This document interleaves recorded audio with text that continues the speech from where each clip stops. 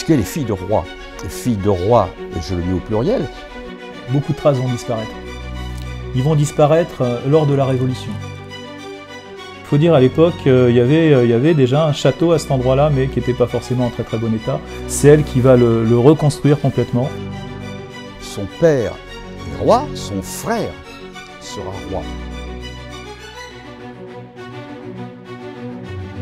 Elle aura à cœur d'embellir la ville. Elle met en œuvre ce qu'il faut pour atteindre les buts qu'elle s'est passés. Cette ville d'Anne de Beaujeu, aujourd'hui, il n'en reste plus grand-chose, depuis les bombardements de la Deuxième Guerre mondiale. Qu'elle est restée dans l'histoire comme un modèle féminin d'exercice du pouvoir politique. C'est la ville d'Anne de Beaujeu. C'est pour ça qu'on y voit beaucoup.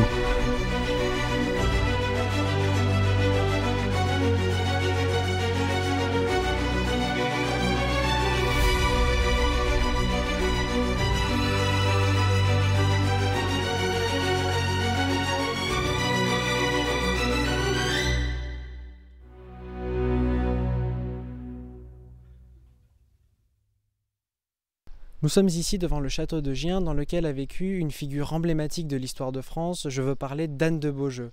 Elle est pourtant méconnue des Giennois et il nous a donc semblé nécessaire de la mettre en lumière à travers un court-métrage. Je vous emmène donc avec nous au cœur de l'histoire.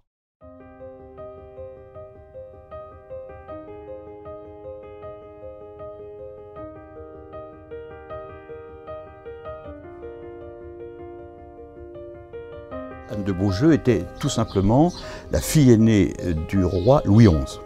Elle était née en 1461, donc à la fin du XVe siècle.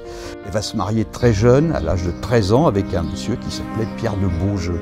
Et Pierre de Beaujeu, ça n'était pas n'importe qui, puisque c'était l'un des membres, un des rejetons, on va dire, de la puissante famille des Bourbons. Au moment où son père va mourir, le roi Louis XI, il va mourir en 1483.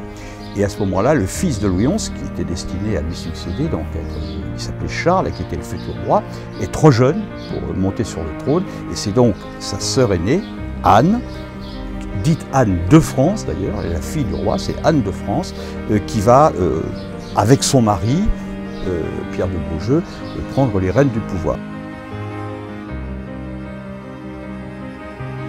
Elle était comtesse de Gien de par son père, Louis XI, qui avait formé des revendications sur la ville et sur le comté de Gien. Donc Louis XI, possesseur du comté de Gien, a apporté le comté en dot pour le mariage d'Anne de Beaujeu avec son mari. Le royaume de France, au moment où Anne de Beaujeu arrive, compte à peu près 15 millions d'habitants. 15 millions d'habitants, ça en fait la plus forte population de toute l'Europe. C'est-à-dire que le royaume de France est la puissance la plus peuplée d'Europe. Donc, grosso modo, un Européen sur 5 est français à l'époque. Cette régence, elle l'occupera à Gien avec son mari. À la suite de la régence, Anne de Beaujeu, non seulement comtesse de Gien, va devenir duchesse de Bourbon. C'est à ce moment-là qu'elle quittera le château de Gien pour s'installer au château de Moulins. Elle transportera une partie du mobilier du château de Gien et quelques tapisseries, ainsi qu'il est établi dans un inventaire de 1500. Père, nous aurions dû mettre fin à ce genre de rencontre. Songez à votre santé. Ma santé est revenue. Et je tiens à m'entretenir avec toi.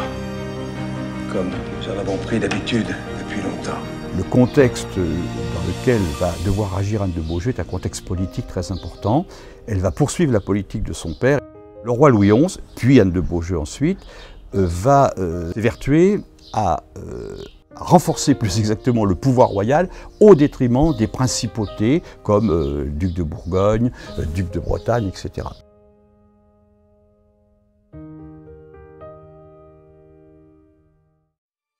Les stratégies qu'a suivi Louis XI et que va suivre également Anne de Beaujeu, c'est une double stratégie. D'un côté, on va dire l'emploi de la force, tout simplement, on fait la guerre, et en même temps, l'une n'est pas exclusive de l'autre, en même temps, on déploie des stratégies matrimoniales, c'est-à-dire qu'on marie les gens entre eux de façon à absorber les principautés les plus importantes. Anne de Beaujeu illustre totalement cette politique, puisque c'est ce qui va se passer avec le duché de Bretagne. Le duché de Bretagne était une puissance importante à l'époque, était économiquement très riche, Et il se trouve que, à un moment donné, le duc de Bretagne va entrer en guerre en 1485, ça s'appelle le soulèvement de la guerre folle. Bref, il entre en guerre, il se heurte aux troupes françaises, aux troupes du roi de France. Alors, en fait, c'est Anne de Beaujeu à l'époque, hein, et il est défait, le duc de Bretagne est défait en 1488 à la bataille de Saint-Aubain-du-Cormier.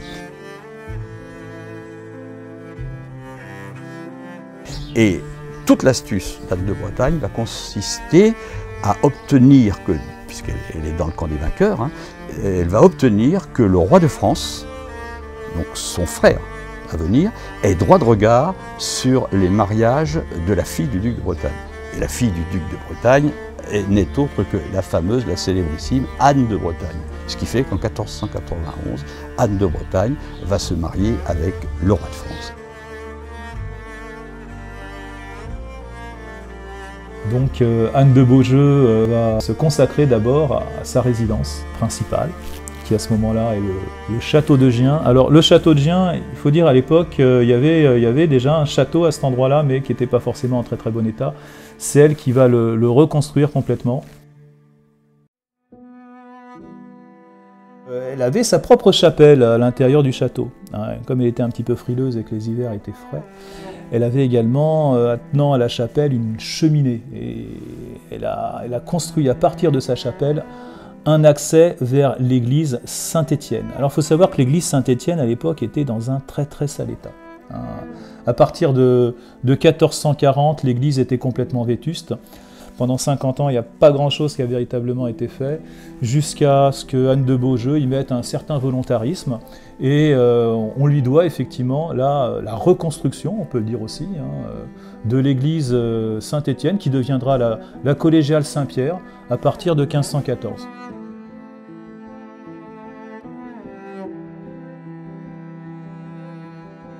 Et Anne de Beaujeu espérait en la possibilité, ou plutôt elle a formulé le vœu d'avoir un enfant.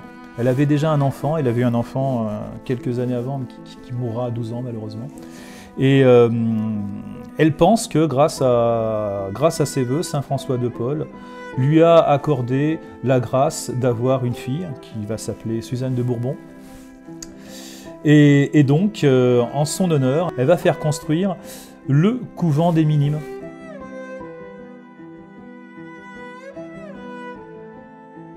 La plupart des constructions d'Anne de Beaujeu vont disparaître au moment de la Révolution. Ils vont être vendus comme biens nationaux, comme ce fut le cas du couvent des Minimes. Et puis, quant au Sainte-Claire, les religieuses vont partir. On y abritera les malades. Ça deviendra l'hospice à un moment.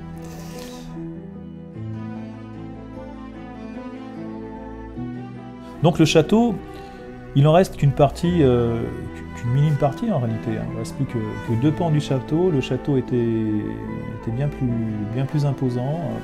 On y avait accès en rentrant dans une cour. Et de la cour, on pouvait apercevoir ces motifs géométriques un peu particuliers dans la brique polychrome qui avait une signification et qui ne devait pas être vue du profane. Donc voilà. Aujourd'hui, on a accès à l'intérieur du château, à la partie qu'on ne voyait pas autrefois, mais il faut savoir que cette partie, seuls les invités pouvaient la voir, puisqu'on leur en garantissait l'accès. Il reste aussi cette fameuse chapelle Saint-Lazare, qui est, on peut le dire, l'édifice le plus ancien qui soit resté debout, et qui doit sa survivance en grande partie à Anne de Beaujeu.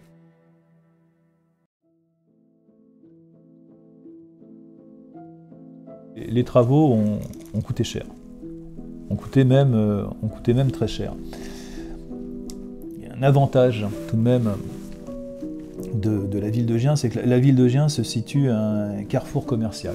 On est à la limite d'un certain nombre de régions, on a le fleuve qui passe, on a le pont de Gien, et les marchandises qui passaient par Gien étaient taxées, donc ça permettait d'obtenir un revenu. Néanmoins, ces taxes importantes, joints à une très mauvaise récolte en hiver 1501, ont donné lieu à un enchérissement important des denrées. Cet enchérissement important des denrées a provoqué des émeutes dans tout le Génois. Les premiers à protester contre les taxes, c'était les mariniers. Les bateaux chargés d'ardoises doivent s'arrêter sous la terrasse du château. Le conducteur ou le marchand, c'est assez cocasse, tête nue, à genoux sur une planche, placée en équilibre au bord du chaland, c'est-à-dire du bateau, crie 3 fois en présence du fermier, le fermier général, « Je mène ardoise à Orléans », et à chaque fois, il doit en jeter une dans la Loire.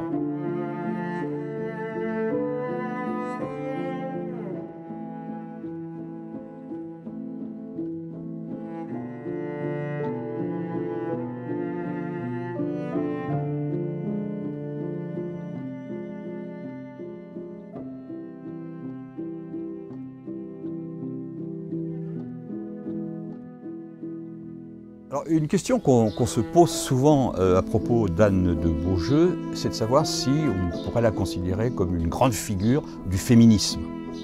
Alors, je suis, moi, en tant qu'historien, toujours très prudent avec ces notions qui sont les nôtres au XXe siècle, parce que, comme on dit souvent, le péché mortel d'un historien, c'est l'anachronisme. Alors, il est évident que la notion de féminisme, telle que nous l'entendons aujourd'hui, n'a pas grand sens appliqué à une femme qui vivait au XVe, XVIe siècle.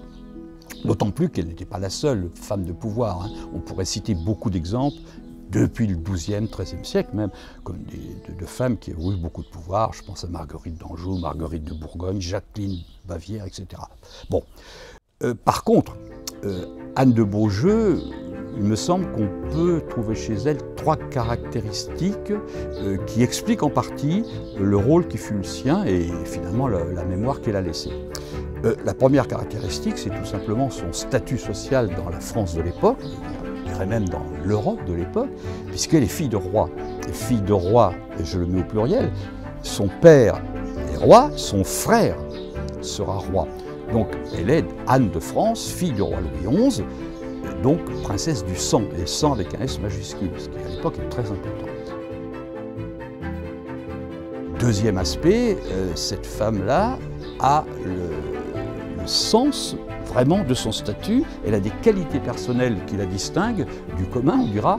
Elle est très consciente d'être la fille du roi, elle est remarquablement intelligente, tous les gens qui l'ont connue à son époque le reconnaissent volontiers.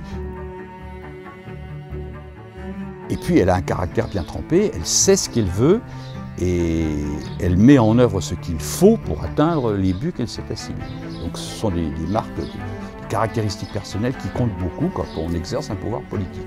Puis enfin, dernière caractéristique, enfin dernier facteur explicatif de son pouvoir, et là ça peut paraître paradoxal de dire cela, je pense que c'est son mari précisément. Pierre de Beaujeu était déjà un conseiller proche de Louis XI, qui a des réseaux, qui entretient des tas de connaissances.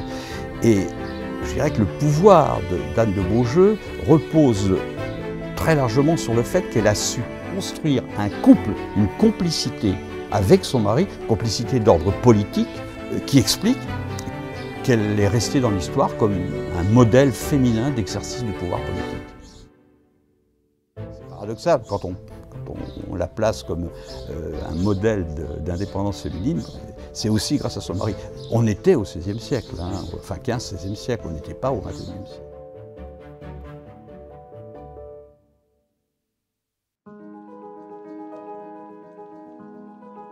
Quand elle a fait construire le couvent des Saintes-Claires, elle a voulu le faire construire à l'intérieur des murs de la ville. Mais les murs de la ville n'abritaient pas le terrain. Donc elle a étendu. Elle a étendu les murailles de ville, en réalité. Donc elle a étendu les murailles de ville, elle va construire d'autres fortifications et elle va élever les fortifications déjà présentes. Donc elle a agi pour la défense de la ville. Alors comme dans toute histoire, je vais prendre un peu de recul, finalement, quelles sont les traces laissées par Anne de Beaujeu dans l'histoire de France, de façon générale. Plutôt que traces, moi je parlerais plutôt d'héritage. En France, il y a un héritage politique Je n'y reviens pas, je l'ai développé amplement, c'est la continuation de la politique de son père, et avec succès, si on pense au rattachement de la Bretagne à la France. Et c'est surtout un héritage culturel extrêmement important. On peut considérer qu'Anne de Beaujeu a été l'une des pionnières, des introductrices de la Renaissance italienne en France.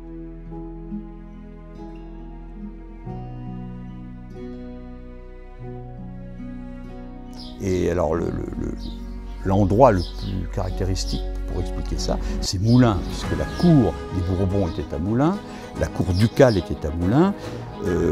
Du point de vue architectural, du point de vue artistique, de manière générale, elle va s'attacher à employer les plus grands artistes de son temps, et elle fait venir d'Italie des artistes italiens. On peut dire que la cour ducale de Moulins à l'époque est un modèle pour la France, c'est certain, voire même pour l'Europe. C'est une cour extrêmement brillante. Et Anne de Beaujeu en est l'une des animatrices, bien évidemment. Et puis il y a un troisième héritage dont on parle assez peu, mais qui me paraît important, ce que moi j'ai qualifié d'héritage pédagogique, c'est que Anne de Beaujeu a écrit un ouvrage à destination de sa fille, c'est les enseignements d'Anne de France, remarquez qu'elle se fait appeler Anne de France, les enseignements d'Anne de France, duchesse de Bourbonnais et d'Auvergne, à sa fille Suzanne de Bourbon. Alors, en fait, ça va bien au-delà de sa fille, parce que ce petit livre, ce petit manuel, c'est un traité d'éducation à l'usage des filles de l'aristocratie française.